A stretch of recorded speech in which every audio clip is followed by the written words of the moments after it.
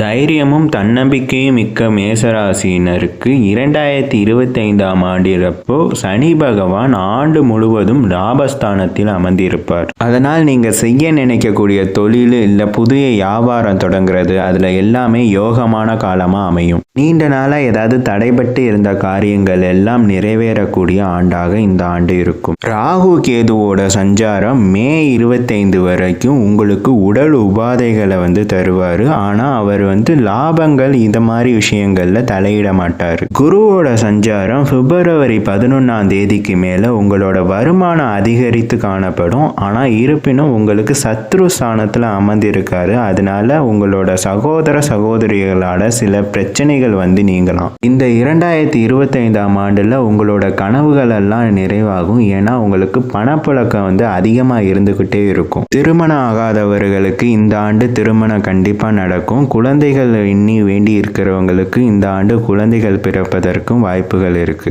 தொழில் நிமித்தமா அயல்நாட்டு பயணங்கள் இது எல்லாமே வெற்றிகரமாக முடியும். இந்த ஆண்டில் துர்க்கை அம்மனையும் முருகப்பெருமானையும் வழிபட்டு வந்தால் நல்ல பலன்களை தருவார்கள்.